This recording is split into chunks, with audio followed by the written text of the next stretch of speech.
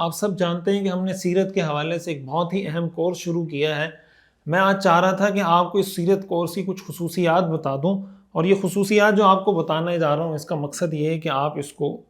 اپنے دوست احباب کے ساتھ شیئر کریں، اس کی دعوت دیں۔ جب آپ دعوت دیں گے اللہ تعالیٰ آپ کو خود سننے کی اور اس پر عمل کرنے کی توفیق عطا فرمائیں گے۔ اس پر بہت زیادہ محنت ہو رہی ہے، بہت زیادہ ہماری ٹیم اس پہ کام کر رہی ہے۔ میں یہ سمجھتا ہوں کہ جتنے زیادہ لوگوں تک یہ پہنچنا چاہیے اتنے لوگوں تک نہیں پہنچ رہا۔ آپ اگر اس میں کوئی کردار ادا کر سکتے ہیں آپ ضرور کردار ادا کریں۔ اور اس سیرت کورس کے اندر ہم نے بہت سی ایسی چیزوں کا خیال رکھا ہے اور رکھ رہے ہیں جو عام طور سے سیرت پر کورسز ہوتے ہیں، مطلب یہ ساری چیزیں بعض اوقات ان میں جمع نہیں ہو پاتی۔ سب سے پہلے تو ہم یہ کوشش کر رہے ہیں کہ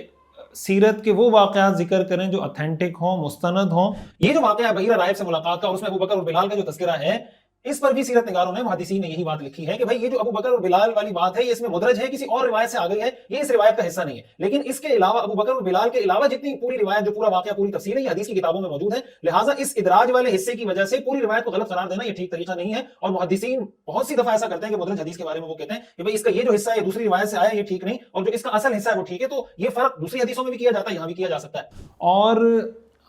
جو واقعہ بیان کیا جا رہا ہوتا ہے، ہماری یہ کوشش ہوتی ہے کہ جب واقعہ بیان کیا جا رہا ہو تو اس کے ساتھ اس کا ریفرنس اسکرین پر لکھا ہوا آ جائے کہ سیرت کا یہ واقعہ البدایہ والنہایہ کے اندر ہے، یا سیرت ابن ہشام کے اندر ہے، یا علامہ ذہبی نے ذکر کیا ہے، یا کس نے اس کو ذکر کیا ہے۔ اور مقام ابراہیم بنیادی طور پر وہ پتھر تھا جس پتھر پر کھڑے ہو کر حضرت ابراہیم علیہ السلام، حضرت اسماعیل علیہ السلام بیت اللہ کی تعمیر کیا کرتے تھے۔ ابو وہب مخزومی یہ حضور علیہ السلام کے والد کے ماموں ہیں، ابو وہب مخزومی۔ انہوں نے اعلان کیا کہ بھائی بیت اللہ کی تعمیر کی جا رہی ہے، لیکن ایک بات یاد رکھنا کہ یہ اللہ کا گھر ہے، اس لیے اس میں کسی قسم کی چوری، زنا، ڈکیتی، کسی قسم کا حرام پیسہ شامل نہیں ہونا چاہیے۔ دوسرا، ہم حوالہ دیتے وقت، ریفرنس دیتے وقت اس چیز کا بھی خیال رکھتے ہیں کہ حوالہ بھی جو اس کا فرسٹ سورس ہے، جو اولین ماخذ ہے، اس کا دیا جائے۔ اردو کی کتب کا یہ جو ثانوی ماخذ کہلاتے ہیں اس کا حوالہ ہم کوشش کرتے ہیں کم سے کم دیں۔ جو اس کا سب سے پہلا ماخذ ہے سیرت کی کتابوں سے، اس سے ہم اس کا حوالہ دے رہے ہوتے ہیں۔ احمد کا جو ترجمہ ہے، جو مفہوم ہے نا، علامہ ابن القیم رحمہ اللہ کی ایک کتاب ہے جلاء الافہام فی الصلاۃ علی النبی والسلام، اس طرح کا کوئی نام ہے، بہت بہترین کتاب انہوں نے، فی فضل الصلاۃ والسلام علی النبی، بہت ہی شاندار کتاب ہے ان کی، درود شریف کی اہمیت، اور اس کے حوالے سے انہوں نے حضور علیہ السلام کے یہ جو دو نام ہیں اس میں فرق ذکر کیا کہ محمد اور احمد میں فرق کیا ہے۔ دوسری کوشش ہم اس میں یہ کر رہے ہیں کہ ظاہر ہے کہ قرآن کریم میں اللہ تعالیٰ نے ارشاد فرمایا لَقَدْ كَانَ لَكُمْ فِي رَسُولِ اللَّهِ أُسْوَةٌ حَسَنَةٌ، کہ تمہارے لیے رسول اللہ صلی اللہ علیہ وسلم کی ذات میں اسوہ حسنہ ہے۔ ہم یہ کوشش کر رہے ہیں کہ سیرت کے کس واقعے سے ہمیں سیکھنے کو کیا ملتا ہے۔ مثال کے طور پر حضور علیہ السلام نے بچپن میں بکریاں چرائیں، آپ نے بکریاں کیوں چرائیں، بچوں کے لیے اس میں کیا درس ہے، والدین کے لیے اس میں کیا میسج ہے، ہمیں کیا کیا چیزیں سیکھنے کو ملتی ہیں، اس پر ہم بہت تفصیل سے اس میں بات کرتے ہیں۔ اور وہ جو ہم اس سے دروس، یہ جو لیسنز ہمیں اس سے حاصل ہو رہے ہوتے ہیں، جو میسیجز ہمیں مل رہے ہوتے ہیں، پھر قرآن و حدیث کی روشنی میں ہم اس کو دیکھتے ہیں کہ یہ جو ہم نے اس سے ایکسٹریکٹ کیا ہے کہ ہمیں یہ سیکھنے کو مل رہا ہے، قرآن حدیث اس کے بارے میں کیا کہتے ہیں، اور پھر اس کو قرآن حدیث کی روشنی میں بھی بیان کر رہے ہوتے ہیں کہ دیکھیں قرآن کریم کی اس آیت سے یہ معلوم ہوتا ہے، حدیث سے یہ معلوم ہوتا ہے۔ اور پھر قرآن کریم کی جو آیت آپ کے سامنے سیرت کورس میں پڑھی جا رہی ہے وہ اسکرین پر لکھی ہوئی آ رہی ہوتی ہے، اس کا ترجمہ لکھا ہوا آ رہا ہوتا ہے اور اس کا حوالہ لکھا ہوا آ رہا ہوتا ہے۔ حضرت موسیٰ علیہ السلام کا تذکرہ تو قرآن کریم کے اندر ہے، وہ بھی بکریاں چراتے تھے۔ قرآن میں آتا ہے نا کہ اللہ تعالیٰ نے ان سے سوال کیا وَمَا تِلْكَ بِيَمِينِكَ يَا موسیٰ، آپ کے ہاتھ میں کیا ہے؟ قَالَ هِيَ عَصَايَ، یہ میرے ہاتھ میں میرا عصا ہے۔ بھائی کیا کرتے ہیں؟ أَتَوَكَّأُ عَلَيْهَا، میں اس پہ ٹیک لگاتا ہوں، وَأَهُشُّ بِهَا عَلَى غَنَمِي، اور میں اس سے اپنی بکریوں کے لیے پتے جھاڑتا ہوں۔ آپ علیہ السلام اس بچپنے کی عمر میں 8 سال 9 سال 10 سال کی عمر میں آپ بکریاں چراتے تھے۔ جو اس میں بہت بنیادی اور پہلا سبق ہے وہ یہ ہے کہ ہمیشہ انسان کو اس بات کی کوشش کرنی چاہیے کہ وہ کسی پر بوجھ نہ بنے۔ اس سے ہمیں یہ سیکھنے کو ملتا ہے کہ گھر کا کوئی کام اگر آپ کے ذمہ لگتا ہے کہ بھائی گھر کا یہ کام آپ نے کرنا ہے تو انسان اس کو خوشی سے کرے۔ ایک بہت اہم سبق جو علماء نے لکھا ہے کہ جو بکریاں چرانے والا ہوتا ہے نا، اس کے اندر پلاننگ، منصوبہ بندی کی بڑی صلاحیت پیدا ہو جاتی ہے۔ وجہ اس کی کیا ہے؟ وجہ اس کی ہے کہ بھائی اس کو یہ تلاش ہوتی ہے کہ بھائی میں نے کل بکریاں میں کہاں چراؤں، کہاں پہ مجھے سبزہ ملے گا، کہاں میں بکریوں کو چراؤں گا تو وہاں اچھا اس کو کوئی چارہ کھانے کو ملے گا، وہ اس کے لیے مختلف جگہیں تلاش کرتا ہے، پلان کرتا ہے کہ بھئی 10 دن یہاں کھلاؤں گا۔ آپ نے دیکھا ہوگا بہت سارے لوگ سردیوں میں سرد علاقوں سے نیچے آ رہے ہوتے ہیں، پھر جب گرمیاں ہوتی ہیں پھر اوپر جا رہے ہوتے ہیں، مختلف قسم کی ویڈیوز آپ کے سامنے آتی رہتی ہیں۔ اسی طرح اگر کوئی حدیث پڑھی جا رہی ہے کہ حضور علیہ الصلوۃ والسلام نے یہ ارشاد فرمایا مثال کے طور پر کہ مومن ایک سوراخ سے 2 بار نہیں ڈسا جاتا، تو وہ حدیث آپ کے سامنے لکھی ہوئی آئے گی، اس کا حوالہ لکھا ہوا آئے گا، اور اس موقع پر آپ علیہ الصلوۃ والسلام نے یہ ارشاد فرمایا لا یلدغ المؤمن من جحر واحد مرتين، کہ مومن ایک سوراخ سے 2 بار نہیں ڈسا جاتا۔ اسی طرح ظاہر ہے جب ہم سیرت پڑھ رہے ہوتے ہیں تو بہت سے ایسے الفاظ آپ کو سننے کو ملتے ہیں، پڑھنے کو ملتے ہیں جو مشکل ہوتے ہیں۔ عام طور سے اگر آپ اس کو بیان کر رہے ہو تو سامنے والے کو سمجھ میں نہیں آتا کہ اس کی یہ اصل میں پروننسیشن کیا ہے، اس کے الفاظ کیا ہیں، تو ہم جتنے مشکل الفاظ آ رہے ہوتے ہیں اس کو ہم اسکرین پہ لکھ کر شو بھی کر دیتے ہیں کہ بھئی یہ جو بات بولی جا رہی ہے یہ لفظ بولا جا رہا ہے، اور مشکل الفاظ کی ساتھ ساتھ تشریح بھی اسکرین پر شو کی جا رہی ہوتی ہے۔ بلکہ حتیم کا جو حصہ ہے، حتیم جو ایک دیوار بنی ہوئی ہے گولائی میں کوشش کروں گا اس کی تصویر بھی لگا دوں، حتیم کا جو حصہ ہے تقریباً 7 گز، اس کو حجر اسماعیل کہا جاتا ہے، یہ بھی بیت اللہ کا اصل میں حصہ ہے۔ اسی کے ساتھ ساتھ ظاہر ہے جب ہم سیرت پڑھتے ہیں تو اس میں بہت سارے مقامات کا ذکر آتا ہے۔ مثال کے طور پر حضور علیہ الصلوۃ والسلام نے مکہ سے شام کا سفر کیا، تو اور شام کے اندر بصرہ کا علاقہ تھا جہاں آپ نے سفر کیا، تو بھائی شام کہاں پر ہے، بصرہ کہاں پر ہے، تو وہ ہم نقشے میں اینیمیشن کے ساتھ دکھا رہے ہوتے ہیں۔ اس پہ حضور علیہ الصلوۃ والسلام بہت خوش ہوئے اور اپنے چچا کے ساتھ سفر پر روانہ ہو گئے شام کے سفر پر۔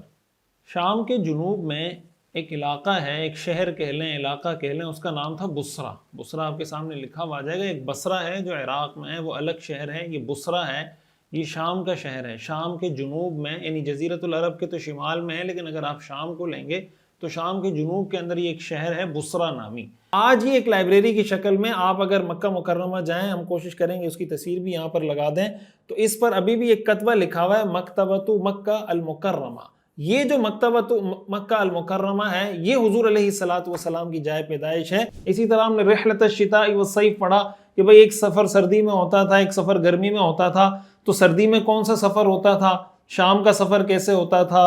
حبشہ کا سفر کیسے ہوتا تھا، یمن کا کیسے ہوتا تھا، عراق کا کیسے ہوتا تھا، یہ ساری چیزیں اینیمیشن کے ذریعے ہم میپ پہ بتا رہے ہوتے ہیں، میپ کے ذریعے سمجھانے کی کوشش کر رہے ہوتے ہیں۔ تو اس میں یہ ہوتا ہے کہ جو بات کی جا رہی ہوتی ہے اس کو نقشے کے اندر، میپ کے اندر ویژولائز کیا جا رہا ہوتا ہے، اینیمیشن کے ساتھ اس کو دکھایا جا رہا ہوتا ہے۔ ہاشم نے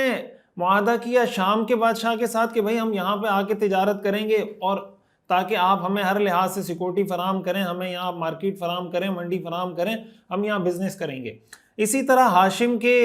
بھائی تھے عبد شمس، عبد شمس نے معاہدہ کر لیا حبشہ کے بادشاہ کے ساتھ کہ بھئی ہم یہاں پہ آ کے کاروبار کریں گے۔ اسی طرح ہاشم کے دوسرے بھائی تھے نوفل بن عبد مناف، انہوں نے عراق کے بادشاہ کے ساتھ معاہدہ کر لیا کہ بھئی ہم یہاں پہ آ کے کاروبار کریں گے۔ اور اسی کے ساتھ ساتھ جو مطلب، ہاشم کے روایات میں آتا ہے کہ سب سے بڑے بھائی تھے، بعض روایات سے پتہ چلتا ہے کہ چھوٹے بھائی تھے، مطلب ان کا نام تھا، انہوں نے یمن کے بادشاہ کے ساتھ معاہدہ کر لیا کہ بھئی ہم یمن میں آ کے کاروبار کریں گے۔ اس طریقے سے ان کے قافلے، یعنی سردیوں میں جو قافلے جاتے تھے وہ یمن، حبشہ اور عراق کی طرف تجارتی قافلے جاتے تھے قریش کے، اور سردیوں میں گرمیوں میں یہ قافلے شام کی طرف جاتے تھے۔ اسی کے ساتھ ساتھ ایک اہم چیز جس کا ہم بہت زیادہ اہتمام کر رہے ہیں وہ یہ کہ ہر سبق کے نوٹس بھی بنا رہے ہیں۔ مثال کے طور پر کوئی سبق اگر ہم ختم ہو جاتا ہے اس کی ہم ایک PDF شیئر کر دیتے ہیں جو بھی ہمارے رجسٹرڈ ممبر ہوتے ہیں اس کورس میں، کہ بھائی اس کورس میں آج کے سبق میں ہم نے یہ 20 پوائنٹ پڑھے، تو اگر وہ 20 پوائنٹ آپ اپنے سامنے رکھیں تو آپ کو ایک لیسن ریوائز کرنے میں بھی آسانی ہوگی۔ اگر اسی کی آپ کوئی پریزنٹیشن بنانا چاہیں، ان نوٹس کی آپ پریزنٹیشن بنا لیں، تو اس کا مطلب وہ پورا کورس، وہ پورا جو سبق ہے وہ آپ کے سامنے آ جائے گا۔ تو اس طریقے سے جو مختلف پہلو ہیں سیرت کے، کوشش کر رہے ہیں کہ ایک بہتر طریقے سے، مرتب طریقے سے، اتھینٹک اور ریفرنس کے ساتھ ہر چیز ویڈیو کی فارم میں آپ کے سامنے آ رہی ہو۔ یہ جو سیرت پہ جس انداز سے یہ کورس کیا جا رہا ہے، میں نے اس پہ بہت ریسرچ کی، بہت پڑھا، بہت زیادہ مختلف چینلز کا وزٹ کیا۔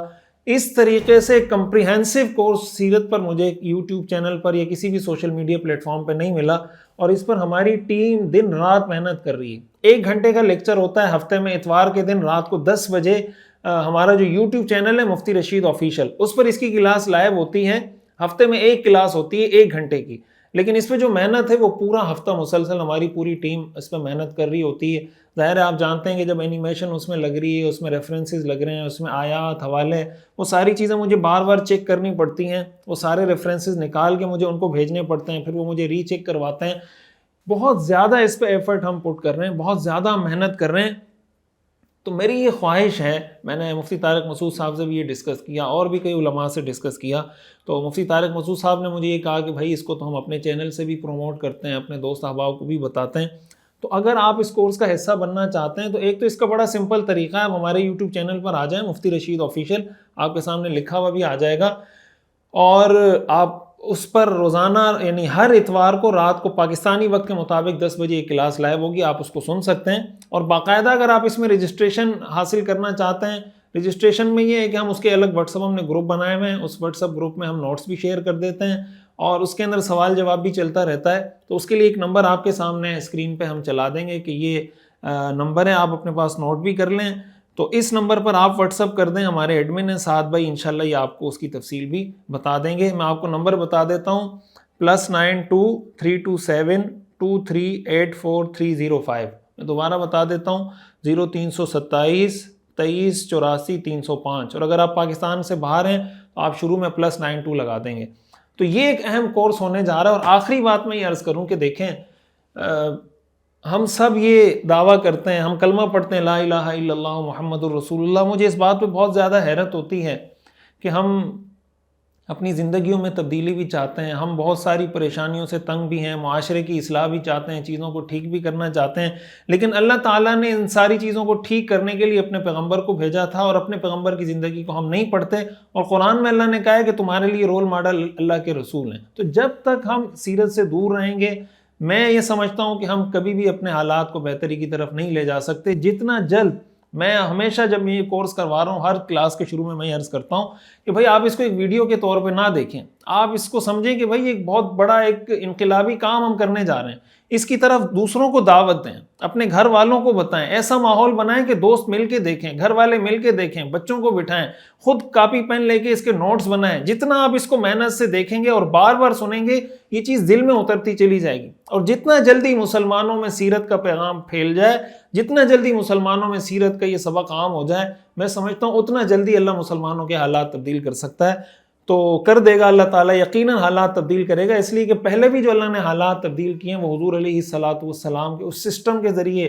جو اللہ نے حضور کو جو سسٹم دیا، آپ نے اس کی دنیا میں تنفیذ کی، اور اس سیرت سے ہمیں سیکھنے کو ملے گا کہ آپ نے کس طریقے سے اپنے کاموں کو آپ آگے لے کے چلے ہیں۔ تو یہ میری اگین آپ سے گزارش ہوگی کہ آپ اس کورس کو مس نہ کریں، اور یقیناً آپ کو اس سے بہت فائدہ ہوگا، اور ہفتے میں آپ نے صرف اس کے لیے 1 گھنٹہ نکالنا ہے۔ مجھے امید ہے کہ انشاءاللہ آپ اس کو بھرپور وقت دیں گے۔ جزاکم اللہ خیرا۔ سیرت النبی صلی اللہ علیہ وسلم کا مکمل اور جامع اور کمپریہنسو کورس دیکھیے ہر اتوار کی رات 10 بجے پاکستانی وقت کے مطابق ہمارے آفیشیل یوٹیوب چینل مفتی رشید آفیشیل پر۔ اس کورس میں انشاءاللہ آپ اپنے پیغمبر صلی اللہ علیہ وسلم کی مکمل زندگی کے بارے میں جان سکیں گے، خود بھی جڑیں، اپنی فیملی کو، بچوں کو، دوستوں کو بھی جوڑیے۔